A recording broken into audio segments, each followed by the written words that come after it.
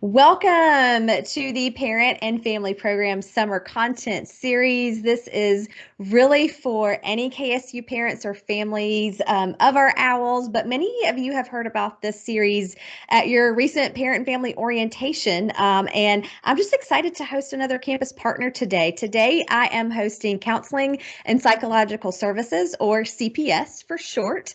I am joined today by Dr. Jenny Chang, and I am going to toss it over to her so that she can further introduce herself. All right, over to you, Dr. Chang. Thank you, Sharon. Yeah, as Sharon mentioned, my name is Jenny Chang. I'm a licensed psychologist at the Counseling Psychological Service, and I'm a senior staff member here. I'm located at the clubhouse on campus, on the Kennesaw campus, near where University Village is. That is also where freshmen and sophomores live generally. And I've been in the field working college mental health for about 10 years now. Wonderful. Well, thank you so much for taking the time to be with KSU families today. I know we were just alluding to the fact earlier that it has just been a busy summer. We have had, a lot of change and then moving out of COVID and figuring out what our new normal is for the fall. So I just appreciate your time, Dr. Chang, today with us, helping us really just learn, more in-depth knowledge about CPS. And so with that, let's talk about, give us an overview of your department and really how you guys center around supporting students' success. Great.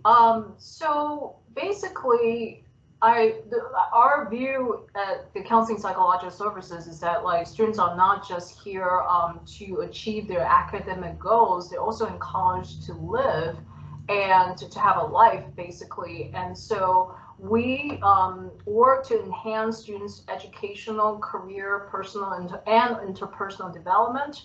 So we provide a wide range of services, including psychoeducational workshops to help students develop skills for managing the stress of college. We also offer group counseling to help students better manage their emotions and navigate their relationships. We have individual counseling for to address a wide range of mental health concerns. We also provide psychiatric services for students who might need medications. We have case management services and referral services that we provide to students as well. So we do provide a wide range of services to help students succeed because we believe that they're not just here to achieve their academic goals. Some students do come to college with pre-existing mental health concerns. So counseling psychological services would be a place for them to seek help with their basically mental health concerns, but some students are basically dealing with mostly academic issues, so we help them with that as well, and also to help them to sort of learn to access other resources on campus. And so I think that's a pretty good sum up of the services that we provide to support student success here. Yeah, that's definitely, that you do so much at the end of the day. I mean, you guys really just have such a depth and breadth to what you do. And so I'm actually, in reflection, when I've been preparing for us to talk, I've been thinking about the number of times that I have talked to a student specifically about the services that you all provide, the needed services, the included services, right? Because, students get, and we can get into that in a little bit, but, students pay a fee and their counseling is covered, and it is just so important for their mental health and their ability to adjust to college. But yeah, the number of times that I have sent a student your way, or connected them via email and just said, hey, I've got a really great person you should talk to on campus about some of these things that you're thinking about and thinking through. Because at the end of the day, yeah, there's just a lot of new for a student to have to walk through, all sort of in a very crunched amount of time. So it can feel very pressure filled. So with that, let's dig a little deeper into specific services maybe that you would like to highlight for our students, for our students, but also for our parents listening. Sure. Thank you, Sharon. So basically, at the lowest level, we offer workshops. For example, workshops to help students manage anxiety and depression if that's what they're struggling with. We also offer academic workshops. One in particular is called PASS. They're basically academic skills workshop designed to help students to succeed academically. We offer a number of other workshops called, for example, like Art for Healing is a very popular one, and mindfulness, and major decision making. That really has more specifically to do with deciding on a major. So we offer a number of workshops that are geared at helping students to succeed both academically and also personally, interpersonally. And we also, of course, provide individual counseling services and to address any academic or mental health concerns. We have group counseling. We offer a lot of groups counseling psychological services. It can be a very powerful experience for students to be in group counseling because you also get to interact with other students struggling with similar concerns. So we have, I would say more than 10 groups every semester that we offer. And because our individual counseling services are oftentimes the most demanding of time, and also most students would request that initially without realizing that we offer other services that may simply address their needs, even more directly. So we provide group counseling as well, workshops, individual counseling. We also do have couples counseling as well, but both students have to be KSU students for the students to be eligible for couples counseling. We provide psychiatric services. Basically, we have 2 psychiatric staff members on staff providing medication management to address issues related to anxiety, depression, other mental health concerns. We also have case management and referral systems. So we have case managers who help provide services such as basically referring students to other resources on campus, such as the CARE program, our CARE program on campus for students who may need additional financial assistance or help in addition to what the financial office offers. And we also offer referrals for specific issues. For example, if a student needs to see a nutritionist, they need to be referred to seeing off campus for specialized services.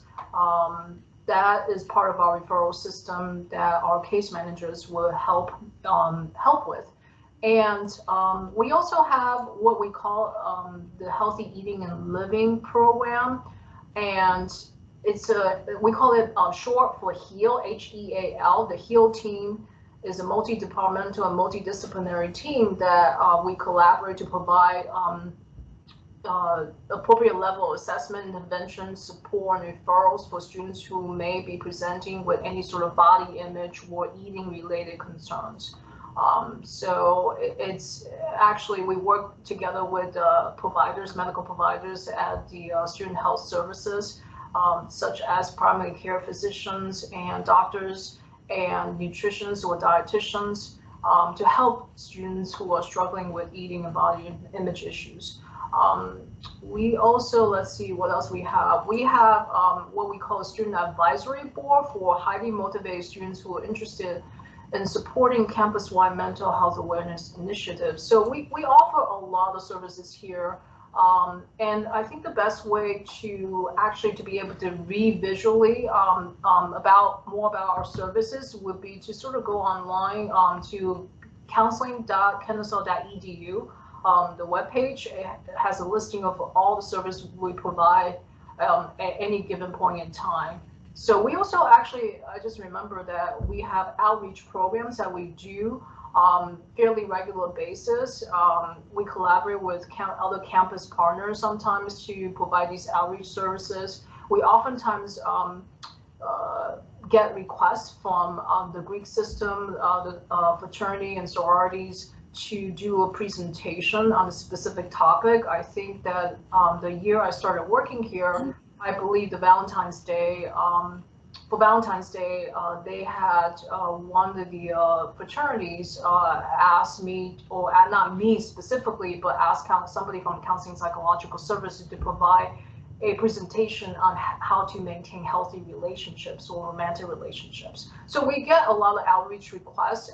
We have suicide prevention weeks that we basically have a whole entire week of events and activities addressing suicide prevention. We also have Love Your Body Week. I believe usually this takes place sometime in the spring semester, and so an entire week of activities to address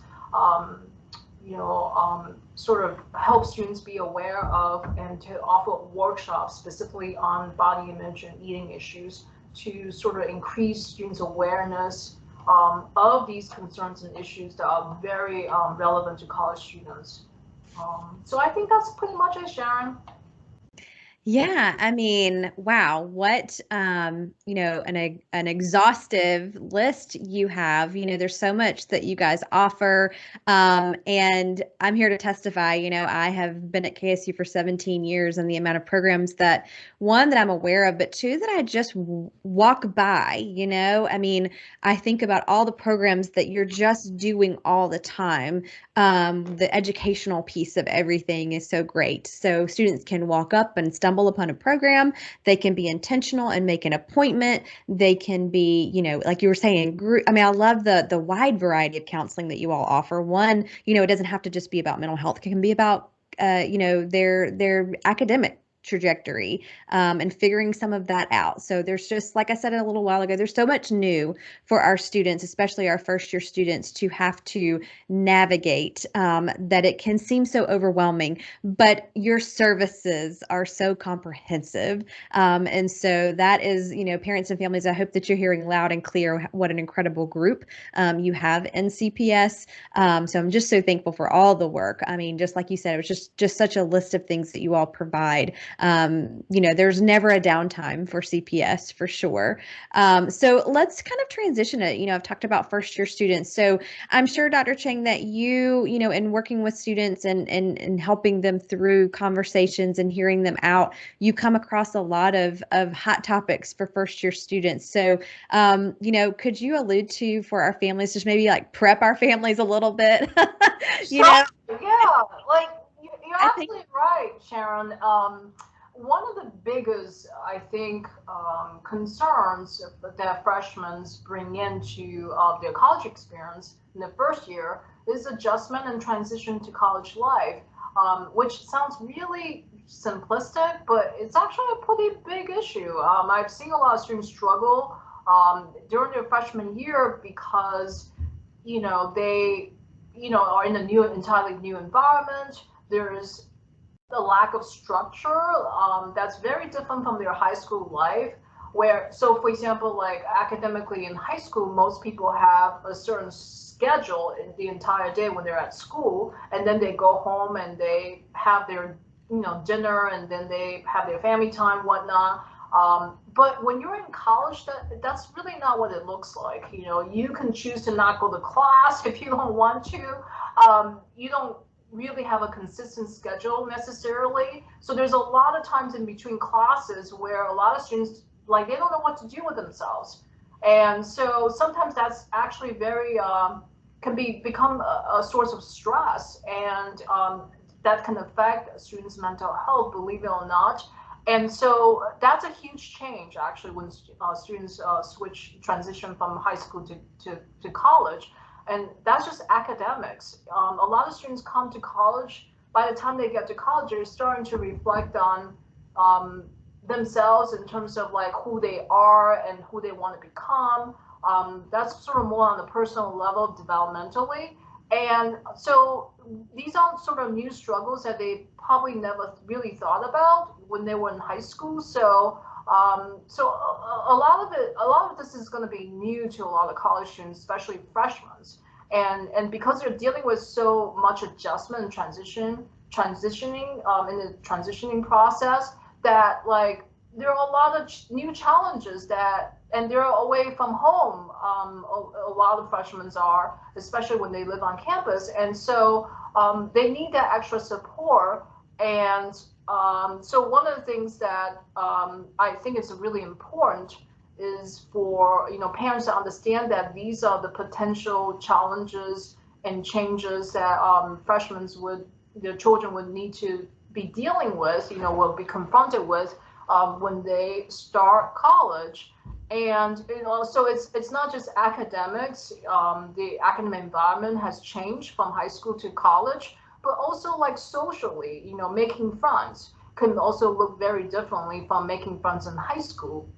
So, for example, like a lot of people in high school, they make friends through like being in the same classes with the same students. But that doesn't really happen in college. Occasionally, you do take the same classes with some of the same people.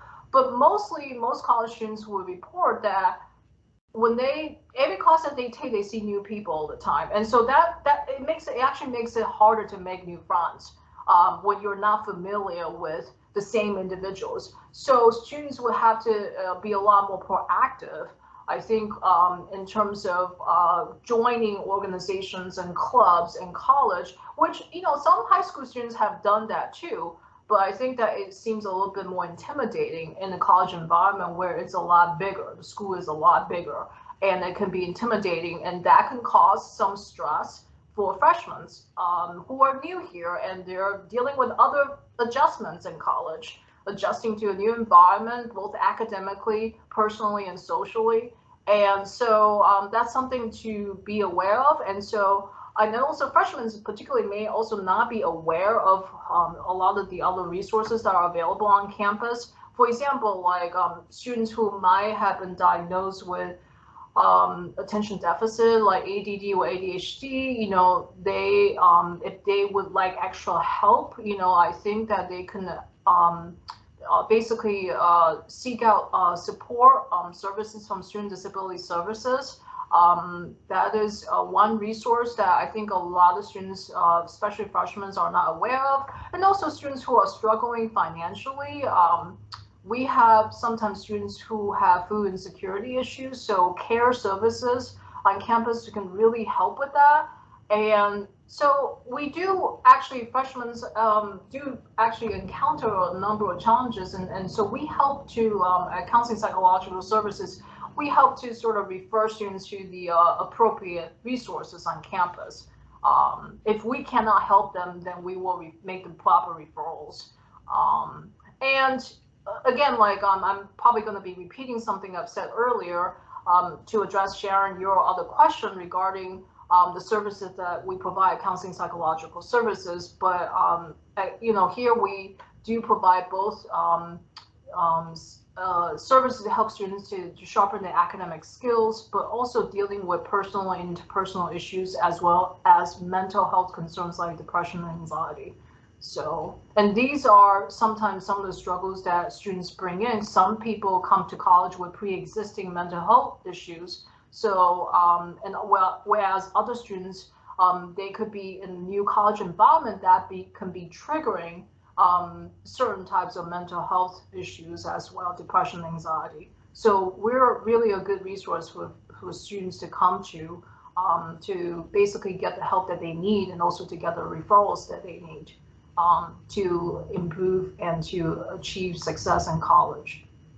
Yeah. I mean, you got, I think everything you just said and in your question a minute ago or in your answer a minute ago, once again, you guys are just really well-rounded in your services, but I love your ability to sort of triage too.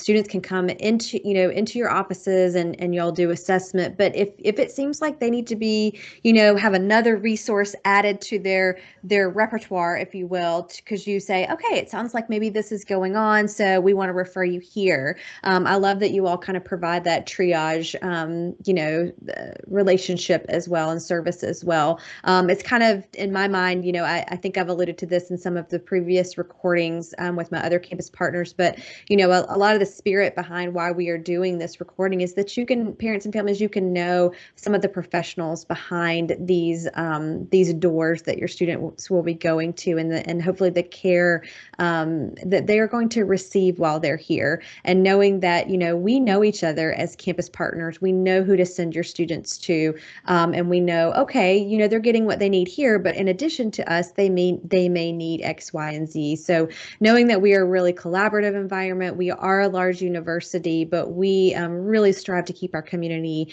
a small knit feeling, if you will, of our community. So I do want to talk a little bit now about really just how and when to get connected with your services. So if you can speak to kind of the best way to start getting connected and plugged into CPS, that'd be great. Sure, thank you, Sharon. So basically, we have a number of different ways to get connected with services here at Counseling Psychological Services. The easiest way and the most common way is probably to call our main office number. Where is that number actually? I just never We'll had put that. all the contact Yeah. info.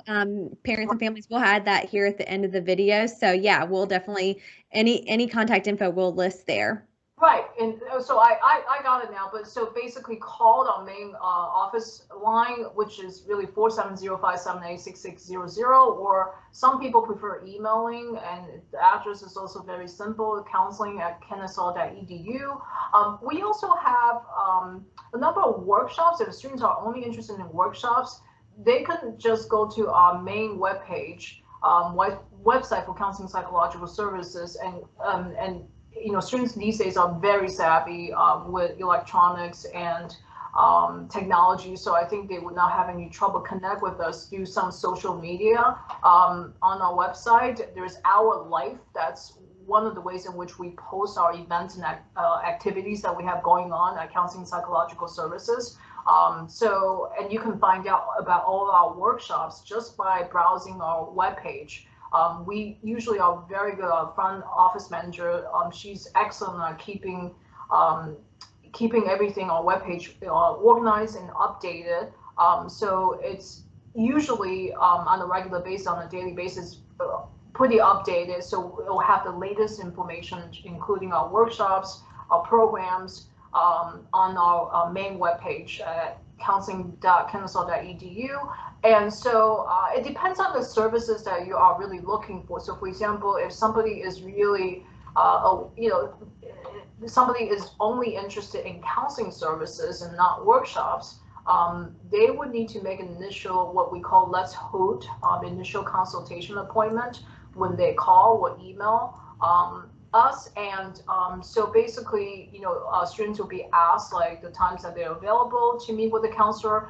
And one thing I forgot to mention, Sharon, is that like since the pandemic started, we have never done this before, virtual counseling sessions. So we started doing that. This coming fall, we're going to have a hybrid version of our services in terms of like we provide both in-person and virtual services for counseling services, for workshops, for group counseling. And so that is something that students actually do have an option to choose. They can choose to be seen in person or virtually. And let's see, and I think I forgot to mention something earlier regarding the fact that we actually have 3 sites now. So we have our main counseling center office, Counseling Psychological Services, still in Kennesaw Hall, located in Kennesaw Hall on the Kennesaw campus. We also have Counseling Psychological Services available on the Marietta campus in the Student Center there, and also at the clubhouse, as I mentioned before, where I currently work at the satellite office at the University Village, where the freshmen and sophomores live. We have a smaller office there. So students can actually, when they, especially if they're looking for in-person counseling, and the location of where they want to be seen might be an important factor in their decision making. So let's see. So that is usually how students, basically decide, like how they access our services mainly. Let me see if I'm missing something here. I feel like I have forgotten to. Um, so I think Sharon, you have mentioned like when they should, start thinking about accessing our services. So as you said, mentioned earlier with your conversation with other campus partners, the idea is that you don't want to wait too long if you've been struggling. If you feel like something feels off, if your child is telling you, telling the parents that like, something's not right, I'm not quite feeling like myself, I think it's best to try to initiate contact with us as early as possible. Because oftentimes what we're finding is that, a lot of times what students experience as difficulties, they just get worse over time. And so sometimes they wait, until things get really bad. And by the time they come in, there's really very minimal that we can do, to help them in a short amount of time.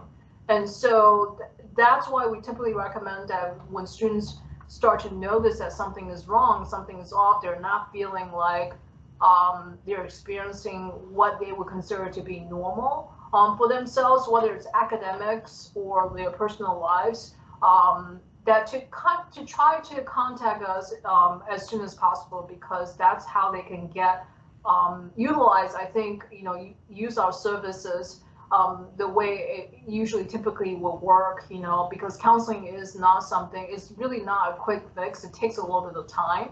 And so we just recommend that, students try to contact us as soon as possible and not wait until, things are pretty bad, and they also would also actually feel better to get initial support earlier rather than later, I think.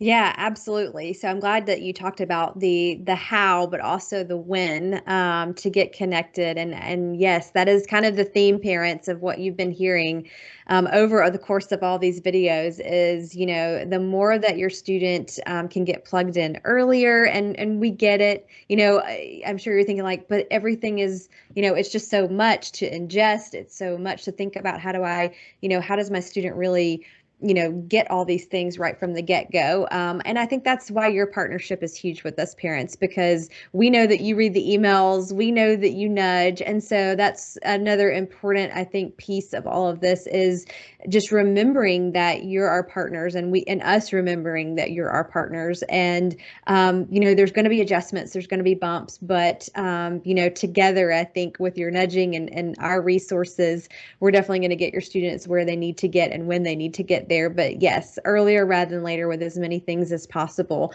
Even those wonderful workshops, I know that I don't think there's nearly the stigma that there used to be associated with counseling, but I think that, depending on what the student's background is, they may still struggle a little bit with that stigma. And so just knowing that, it's not just necessarily just sitting down, talking to someone about all their deepest, darkest secrets. It is seeing these workshops and then building that relationship and seeing what else is out there for them through this wonderful department. So I think that, like I said, their wide array of offerings, I think should be able to variety of our students and their needs. So helping us kind of know all these things is really, really helpful. So I do want to transition a little bit to talking to our families about how important it is for our students to balance autonomy and support from families, because we know that the support from the families is important. We know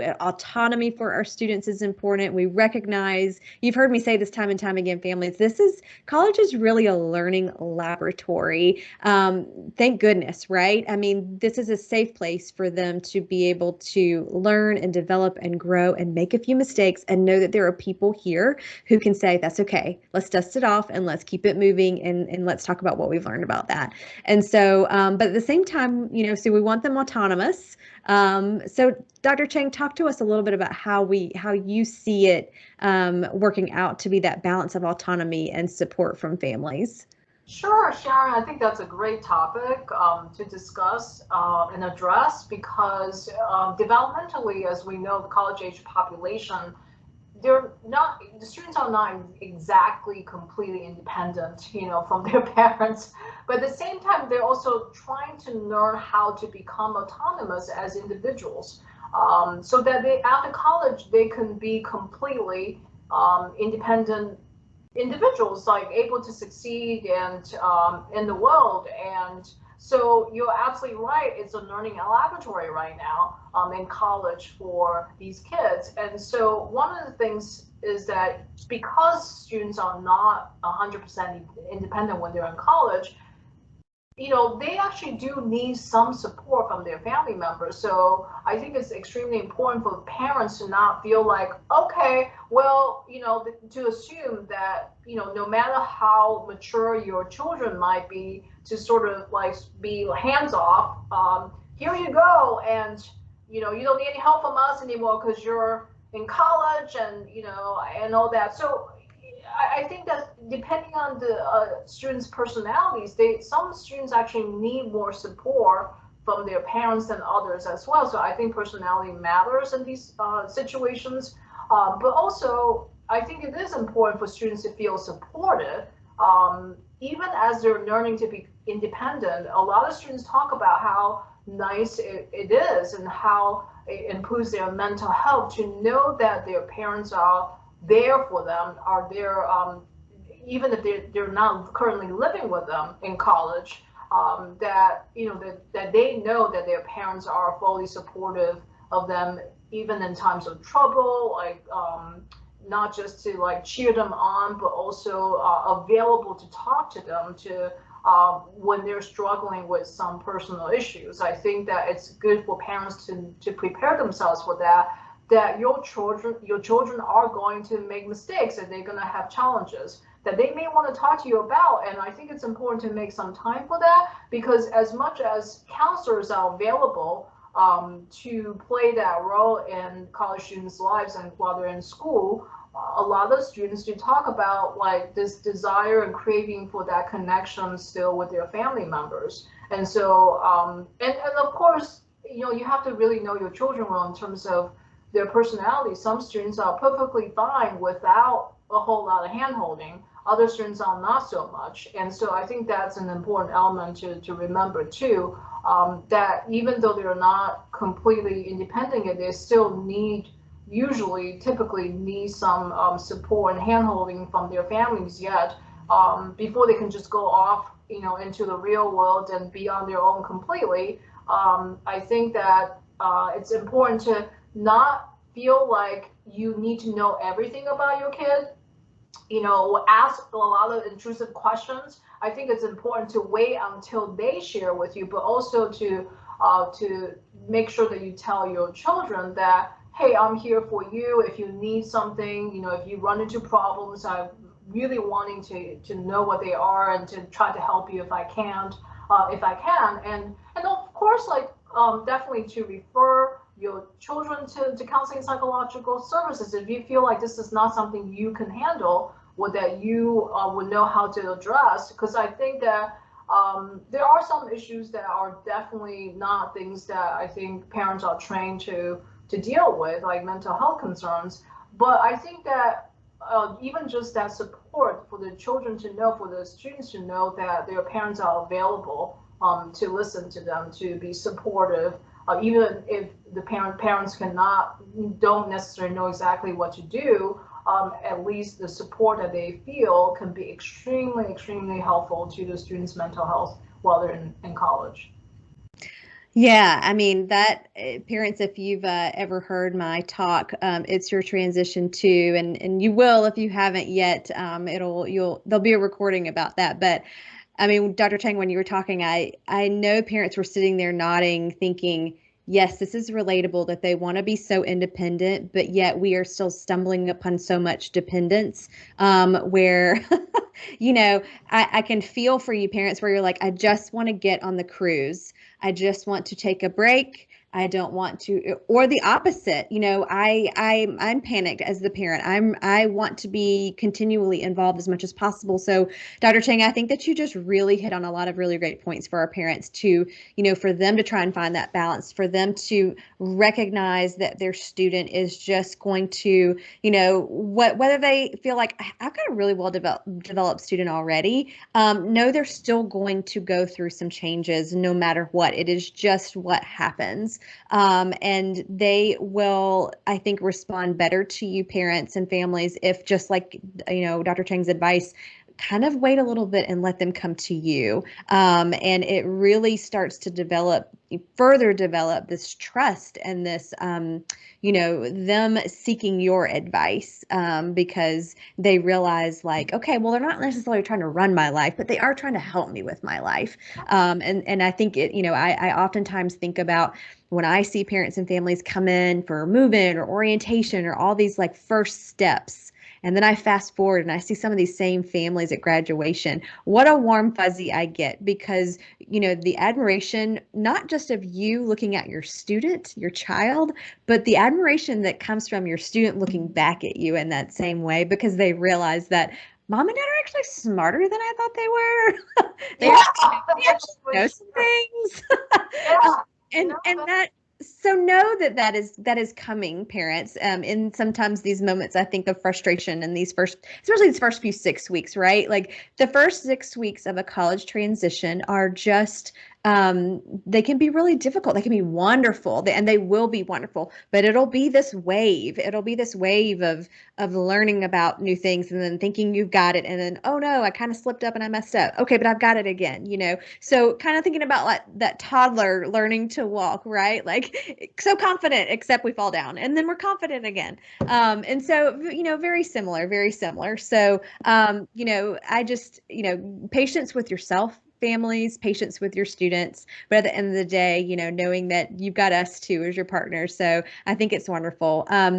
So let's kind of talk about the last piece here that kind of goes along with, I think, families and their relationship with their student, especially when it pertains to confidentiality and privacy, because students will be sharing a lot of details with you all. So can you walk us through kind of what parents and families should know about those things? Sure, Chang. I think that that's a really good question. A lot of parents are not aware of the issue of confidentiality with the counseling sessions that we conduct here at Counseling Psychological Services. So basically, everything that students share with us is confidential with certain exceptions. So basically, no one can get information about what the counseling sessions were about without the student's written consent. And so usually we will have students sign the consent form if they are willing to release the information to a particular individual, including parents, actually. So parents do not automatically have access to students' counseling information. So that's really important to be aware of. And the reason for the confidentiality, there's a lot of different reasons, but I think one of the main reasons is that sometimes, students feel embarrassed or feel a certain type of way about what they're struggling with.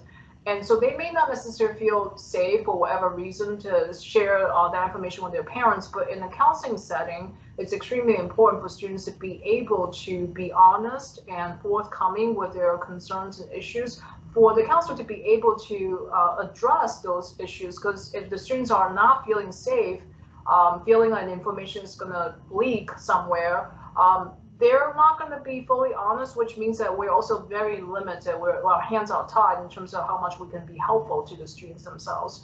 And so without written consent, we cannot release any information to anyone, including parents. That includes anybody outside of the counseling setting, basically. There are certain exceptions to confidentiality. So, for example, if a student is suicidal to the point where the counselor feels that it's not safe for the student to basically be by himself or herself or themselves, then they will be like the breach in confidentiality is very limited in counseling settings. We don't necessarily actually tell parents, though, especially if they have turned the age of 18. They have turned 18, and most college students are 18 years old or above. Sometimes, freshmen could be a little bit younger. Occasionally, I do see somebody who's 17 years old.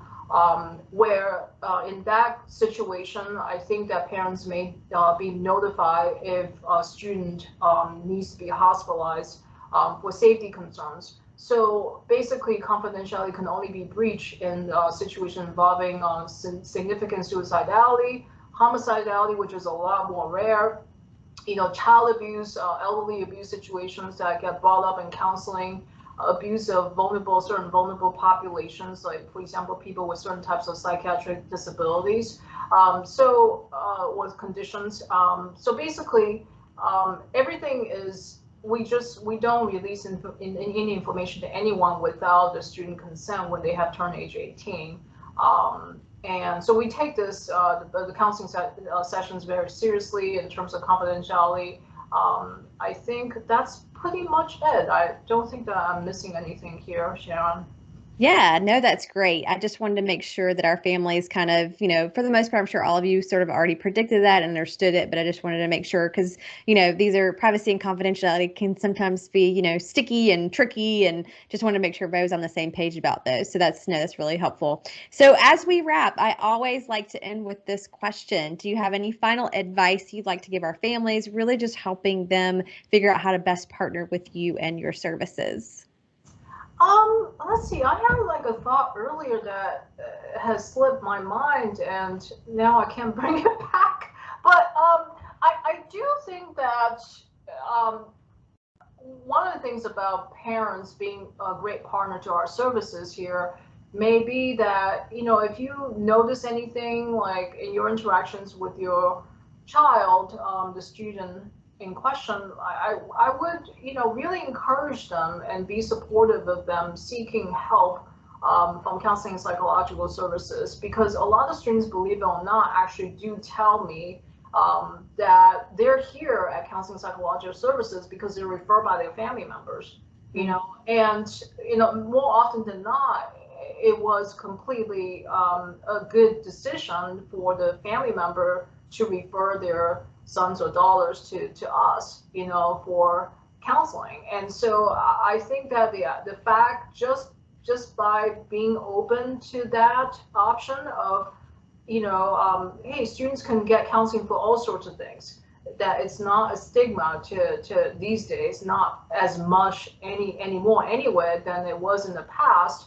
And we do see like students with a whole wide range of issues. It's not like, people can come to counseling just to talk about feeling homesick, that kind of thing. So I feel like, I think as a parent, if you are open-minded about your son or daughter seeking counseling services, they would also be more open-minded about it too. They actually do model after parents on that level. They feel like it's sort of a stigma to seek counseling because they think that their parents believe that. They're also more afraid to seek counseling too. I definitely have seen students who have reported that they've been hesitant to seek counseling services because they have experienced their parents as not being open-minded to the idea of students or anybody seeking counseling services. So. Yeah, I think that's great advice.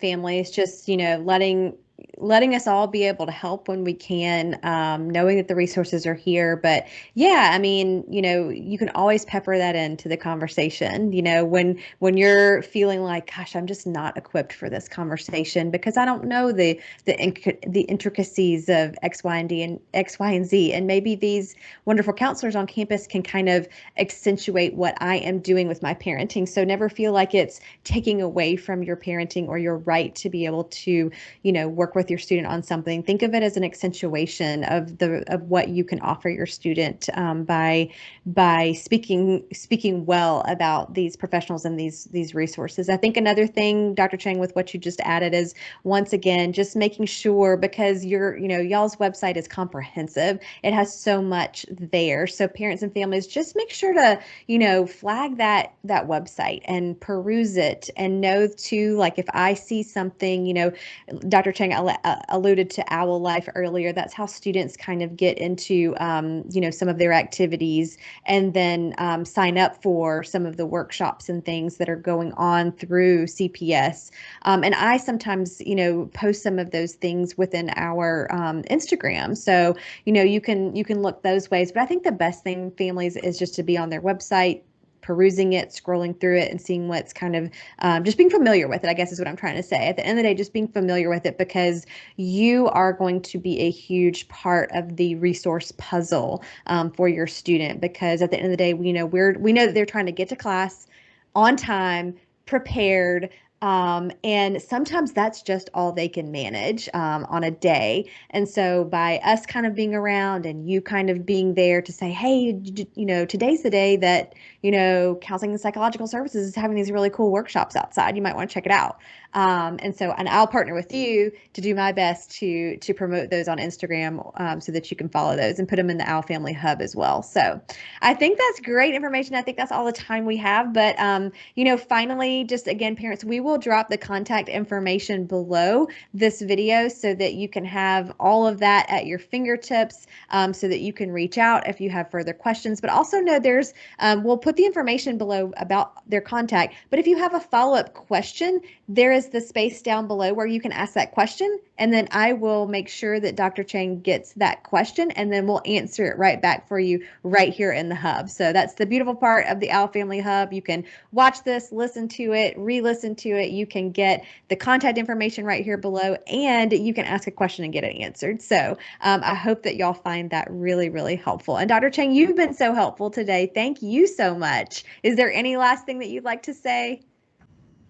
Well, thank you, Sharon, so much for inviting me for this basically Q&A session about counseling psychological services. I think that's pretty much it. I think I don't have anything more to add. I would say that I think something that Sharon, you and I have talked about earlier in terms of the best way to contact counseling psychological services, families or parents have any questions or concerns.